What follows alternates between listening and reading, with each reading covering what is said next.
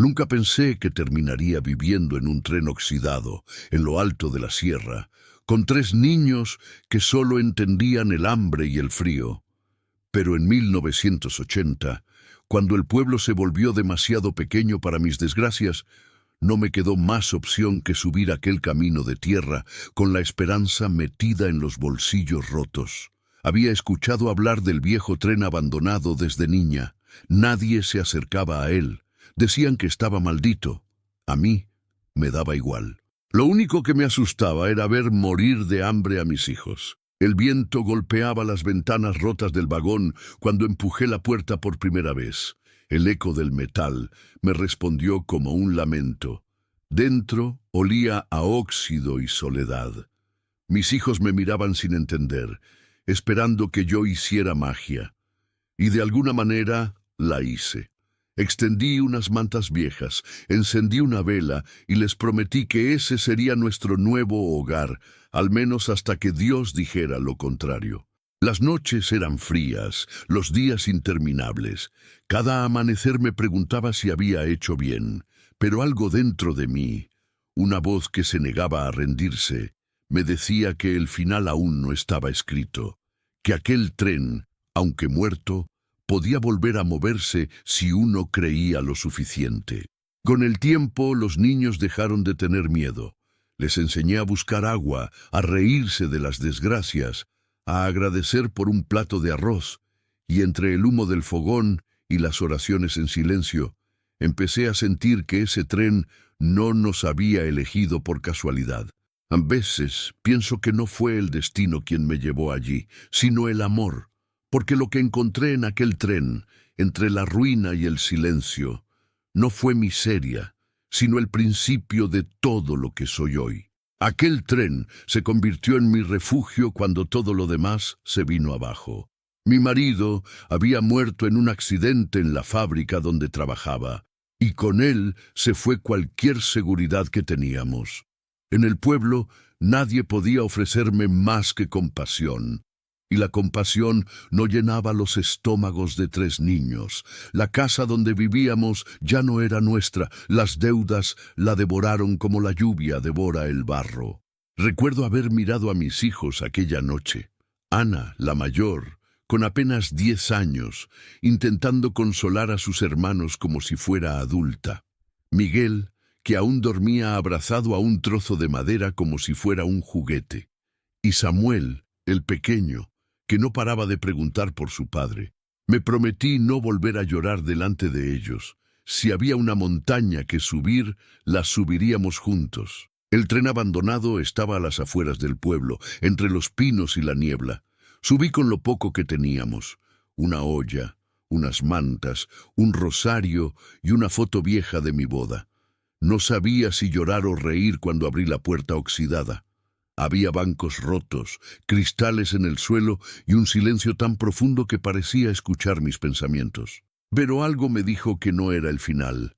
Sentí una presencia, una calma extraña, como si aquel lugar nos estuviera esperando desde hacía años. Esa noche, mientras mis hijos dormían, recé por primera vez en mucho tiempo. No pedí riqueza ni milagros, solo pedí fuerza para no rendirme. Y así empezó nuestra nueva vida, dentro de un tren que el mundo había olvidado, pero donde Dios aún pasaba cada mañana. El primer amanecer en el tren fue un golpe de realidad. El frío se colaba por cada rendija, y el aliento se volvía humo dentro del vagón. No había fuego, ni pan, ni certezas. Me senté en el suelo con los niños y traté de sonreír.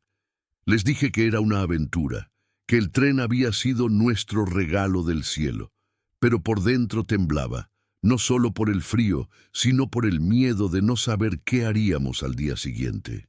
Conseguí un poco de agua del riachuelo cercano y cocí lo poco que nos quedaba, unas papas y un trozo de pan duro. Miguel me preguntó si el tren volvería a moverse algún día.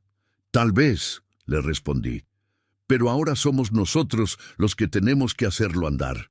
No entendió mis palabras, pero sonrió. Esa sonrisa fue suficiente para darme fuerza. A lo lejos, el pueblo despertaba con el silbido de las gallinas y el ruido de los carros. Nadie sabía que estábamos allí arriba.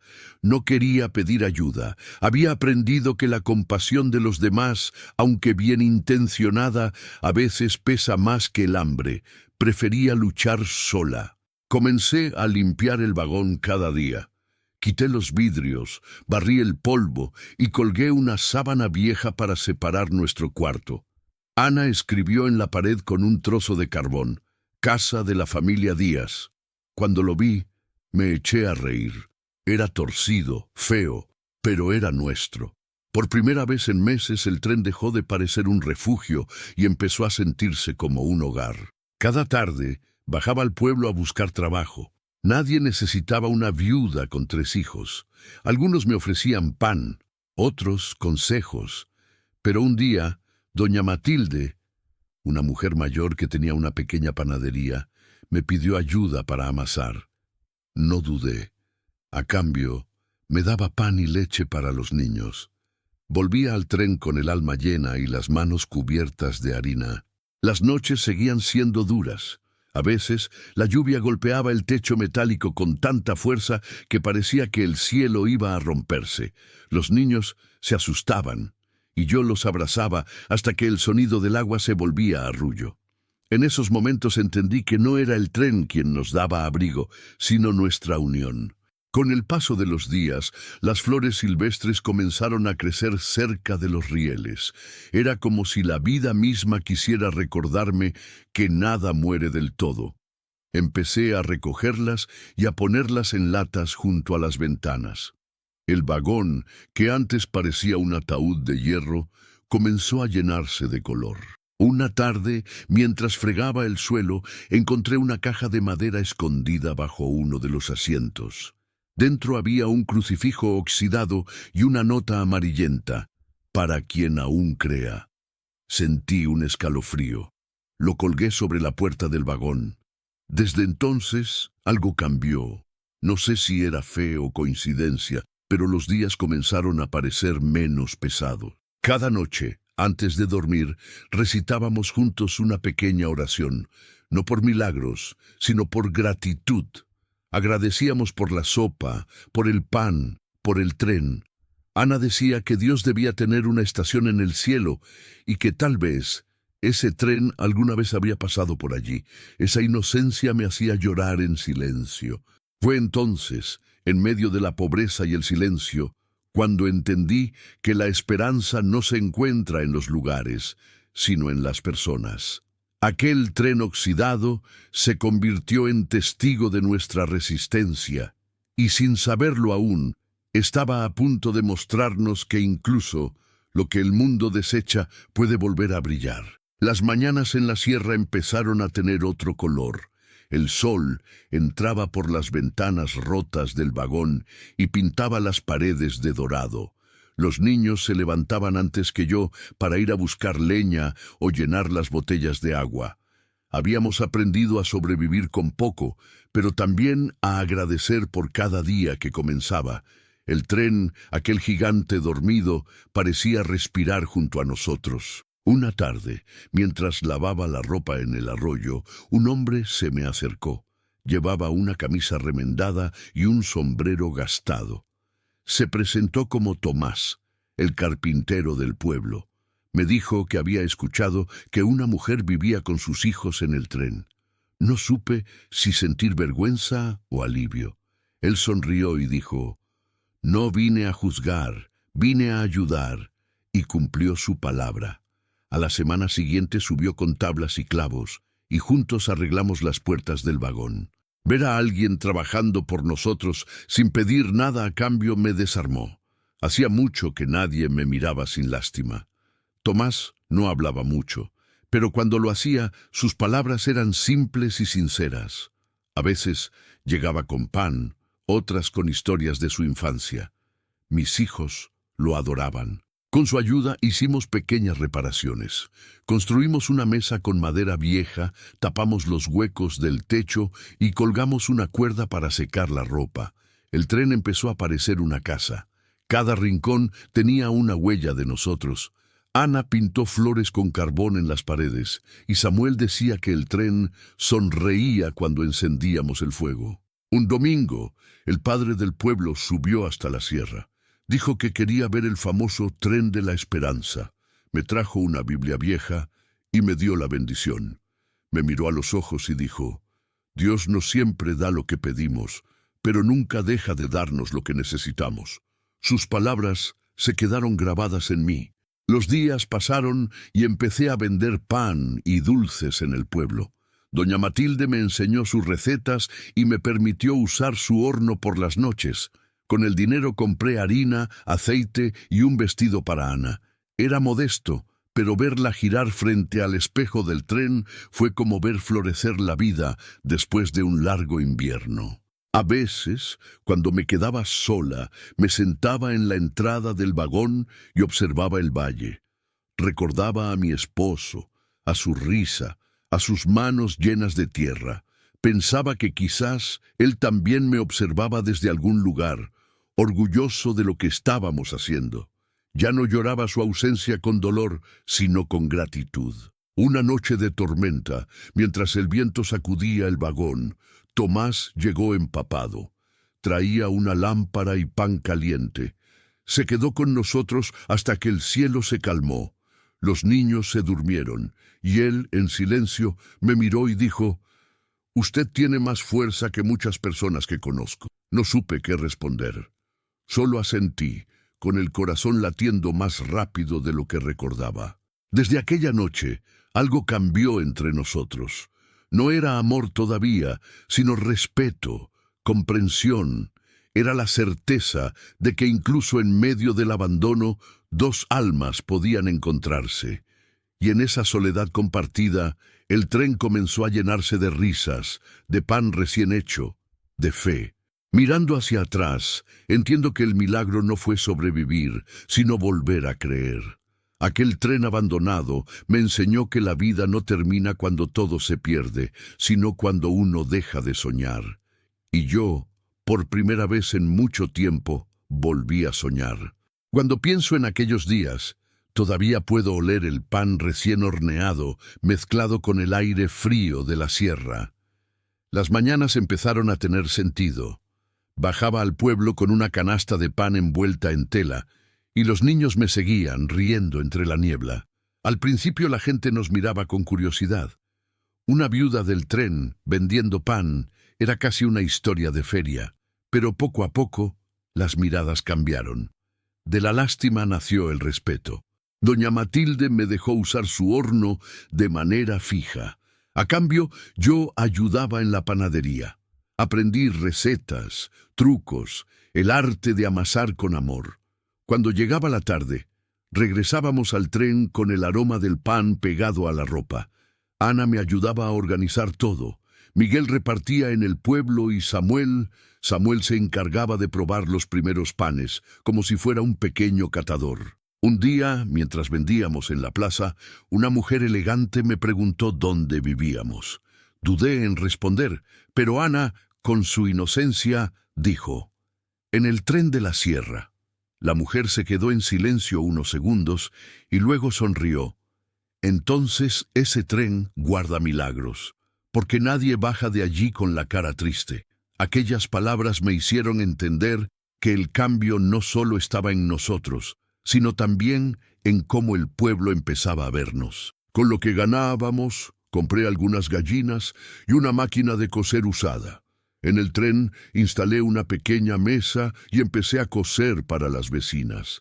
Cada puntada era una oración, cada prenda terminada, una victoria. Los niños jugaban alrededor y el tren se llenaba de voces, de vida. Tomás seguía visitándonos. A veces traía madera, otras simplemente compañía. Construyó una pequeña cerca de flores alrededor del tren y dijo: «No es mucho, pero todo hogar merece belleza». Nunca supe si lo hacía por los niños o por mí, pero en cada gesto suyo había una ternura que curaba. Las tardes se llenaban de risas, panes y canciones improvisadas. Empezamos a recibir visitas.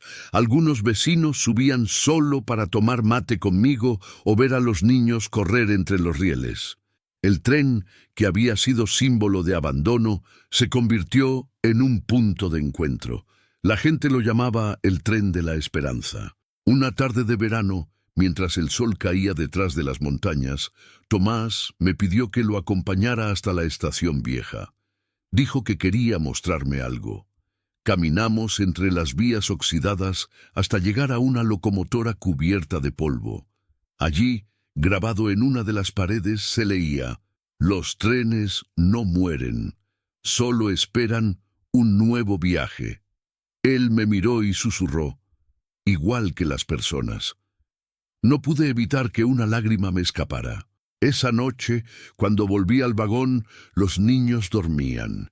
Me quedé mirando el crucifijo que colgaba sobre la puerta y comprendí que el verdadero milagro no era haber encontrado un refugio, sino haber aprendido a amar la vida otra vez. El tren ya no me parecía un lugar triste.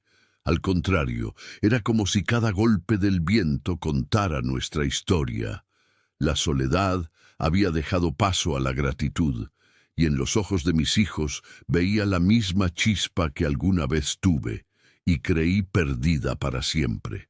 A veces, cuando cierro los ojos, escucho el silbido lejano de una locomotora imaginaria. No sé si es el viento o mi corazón recordándome que seguimos en marcha, porque aunque el tren nunca volvió a moverse, nosotros sí, y lo hicimos con la fuerza del amor y la fe. Habían pasado ya 2 años desde aquella primera noche en el tren. A veces me costaba creer todo lo que habíamos vivido. El vagón seguía allí, firme, como si también hubiera encontrado su propósito al darnos cobijo. El sonido del viento entre los árboles se había vuelto parte de nuestra rutina, una melodía que acompañaba cada día de trabajo, cada pan horneado, cada risa de mis hijos. El pueblo ya no nos veía como los del tren, sino como parte de su gente. Los niños iban a la escuela y los vecinos subían los domingos para compartir el almuerzo con nosotros. Doña Matilde decía que mi pan tenía el sabor de la esperanza. Y aunque siempre respondía con una sonrisa, en el fondo sabía que tenía razón. La esperanza era el ingrediente que nunca faltaba. Tomás se había vuelto parte de nuestras vidas. Nunca hablamos de amor abiertamente, pero había gestos que decían más que cualquier palabra. A veces se quedaba hasta tarde, reparando algo o contándonos historias de su juventud. Una noche, mientras los niños dormían, me confesó que había perdido a su esposa hacía muchos años. «Creí que nunca volvería a sentirme en casa», dijo, «hasta que encontré este tren». Sus palabras me atravesaron como un rayo suave. No respondí, solo apoyé mi mano sobre la suya. Fue suficiente. El invierno de 1982 fue el más duro de la década. La nieve cubrió los rieles y el viento bajó con fuerza desde las montañas. Aún así, resistimos. El tren parecía protegernos, como si supiera que no podía fallarnos. Tomás construyó una estufa pequeña con latas viejas, y esa chispa de fuego se convirtió en nuestro sol. Cada noche nos reuníamos alrededor del calor y hablábamos de los sueños que aún teníamos por cumplir. Ana quería ser maestra, Miguel, carpintero como Tomás, y Samuel, aunque aún era pequeño, decía que de grande compraría un tren de verdad, para que mamá ya no tuviera que vivir en uno viejo. Reíamos, pero por dentro me prometí que algún día lo lograríamos.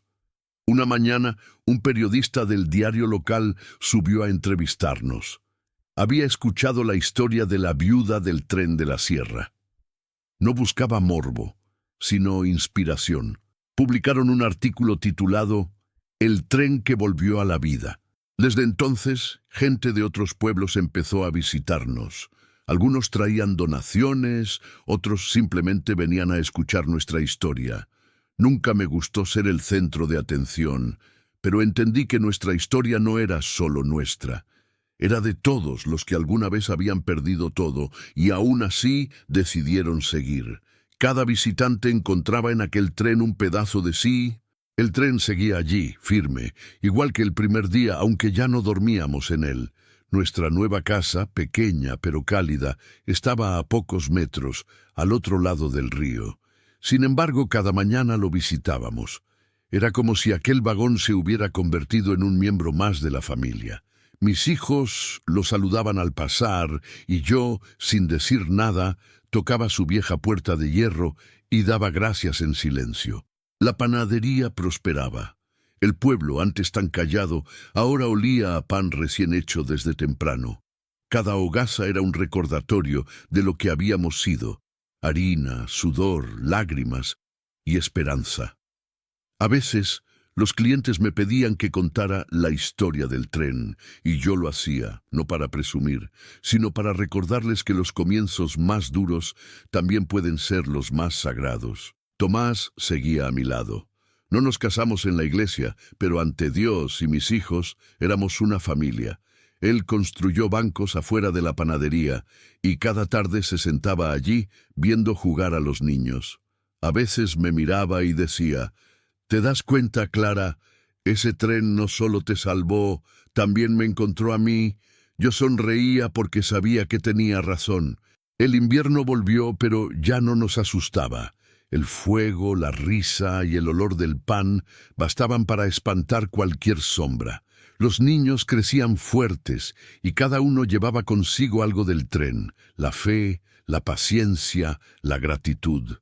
Samuel, el menor, todavía decía que algún día lo haría andar otra vez, y aunque sonreía al escucharlo, una parte de mí quería creer que tal vez lo lograría. Un día al amanecer subí sola hasta el vagón.